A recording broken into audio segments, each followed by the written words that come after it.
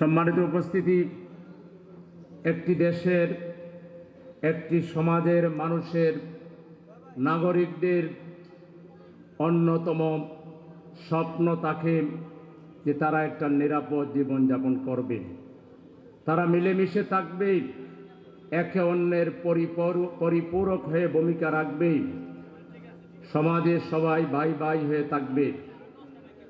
এটাই ছিল আমাদের এই সমাজের পূর্বের পরিচয়।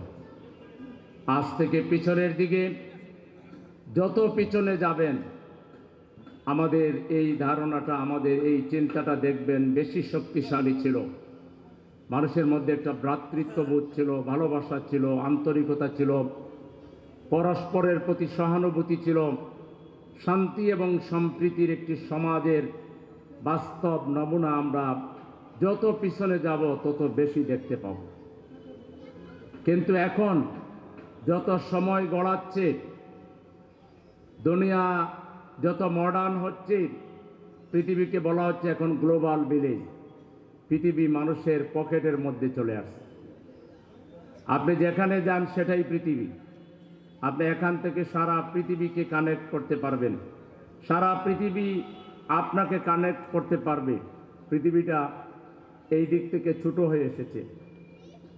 জ্ঞান বিজ্ঞানের অনেক উন্নতি হয়েছে, প্রযুক্তির অনেক উন্নতি হয়েছে, কিন্তু মানুষের জীবনে সুখ, শান্তি, নিরাপত্তা এগুলো যেন কে বা কারা আমাদের জীবন থেকে কেড়ে নিয়ে চলে যাচ্ছে। একটি সমাজের সবচাইতে কার্যকরী শক্তি হচ্ছে সেই সমাজের যুবকরা। যুবকরা যদি সঠিক দৃষ্টিভঙ্গির আলোকে, ইসলামী চিন্তা চেতনার আলোকে, দেশপ্রেমে উজ্জীবিত হয়ে তারা যদি তাদের জীবনকে কর্মের মধ্যে রাখতে পারে, কাজকর্মের মধ্যে যদি, সঠিক কাজকর্মের মধ্যে যদি তারা সম্পৃক্ত থাকে, স্বাভাবিক কারণে এই সমাজ উন্নতি লাভ করে। এই সমাজের যুবকদেরকে দেখে কেউ এটা আশঙ্কা করে না যে সেই যুবক কোনো হোটেলে ঢুকে খেয়ে বিল না দিয়ে চলে যাবে। সেই সমাজের যুবককে দেখে কেউ এটা আশঙ্কা করে না যে সে রাস্তায় কোনো রিক্সা থামিয়ে কোনো গৃহবধূর সোনা দানা, তার যা যা সাথে আছে সব সে ছিনতাই করে নিয়ে চলে যাবে, সেটা কেউ মনে করে না। এটাই ছিল আমাদের সমাজ। বরং কেউ বিপদে পড়লে সবার আগে যারা এগিয়ে যেত তাদের নাম ছিল যুবক। যুবকদের উপরে মানুষ আশ্রয় করত, ভরসা পেত।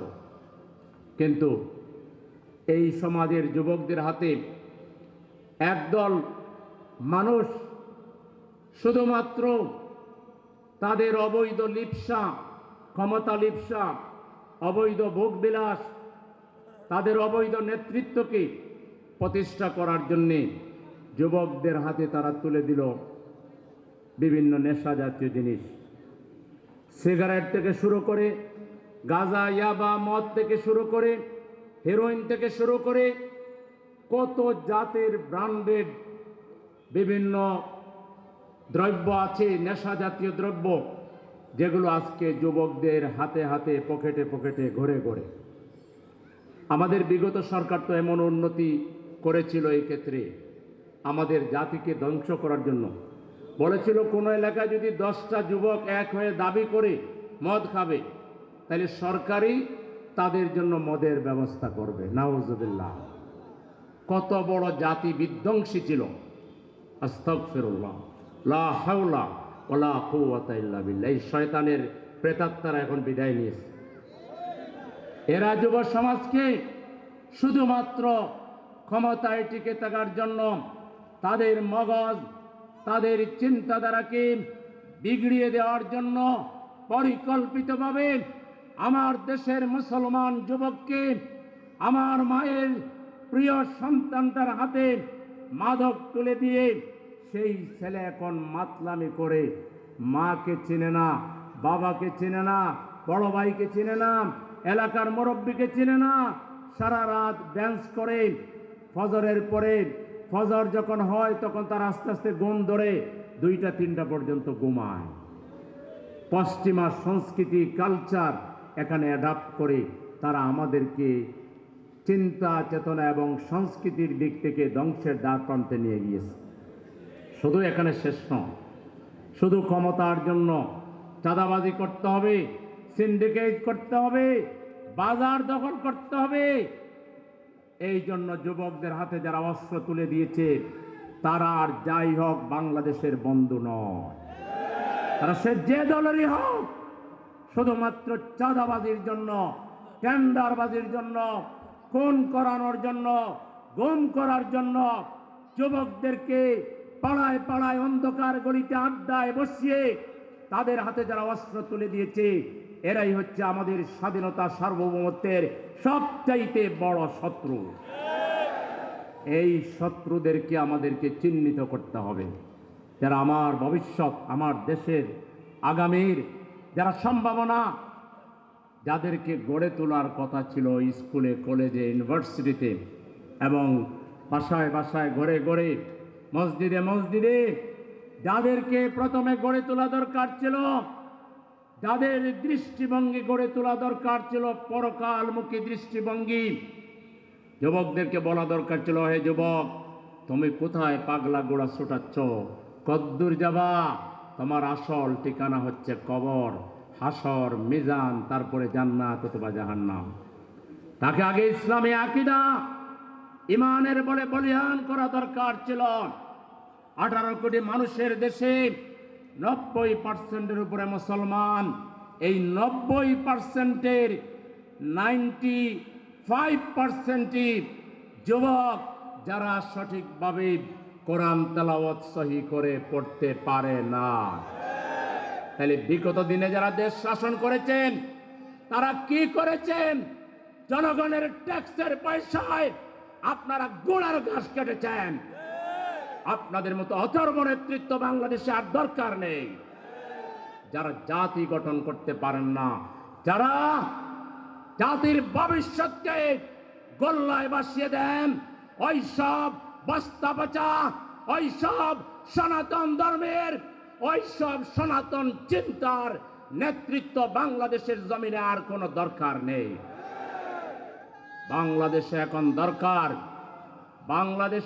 দরকার সৎ চরিত্রবান নাগরিক, যেই নাগরিক সবার আগে আল্লাহকে ভয় করবে, আল্লাহকে চিনবে, রাসূল চিনবে, দিন চিনবে, শরিয়ত চিনবে, নিজ দেশকে চিনবে, দেশকে ভালোবাসবে, পিতা মাতাকে ভালোবাসবে, মায় মুরব্বীদেরকে ভালোবাসবে, মুরব্বীদেরকে রাস্তায় একা পেলে হাত ধরে তাকে রাস্তা পার করিয়ে দিবে। যেই যুবক হবে মানবিক যুবক, যেই যুবক হবে উদার যুবক, যেই যুবক হবে বিশাল হৃদয়ের যুবক, চাঁদাবাজি, টেন্ডারবাজির কোনো কল্পনা যার মাথায় থাকবে না, সেরকম পুত পবিত্র যুবক যারা তৈরি করতে পারবে আগামীর বাংলাদেশ শুধু তাদের।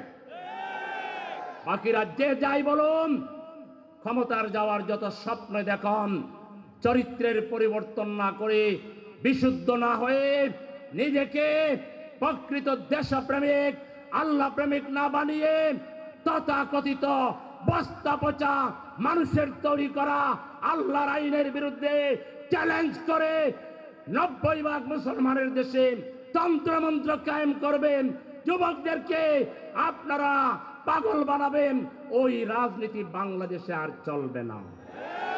ওই রাজনীতি কি বাংলাদেশে আপনারা চান? ওই রাজনীতিকে আমরা ঘৃণা ভরে প্রত্যাখ্যান করলাম।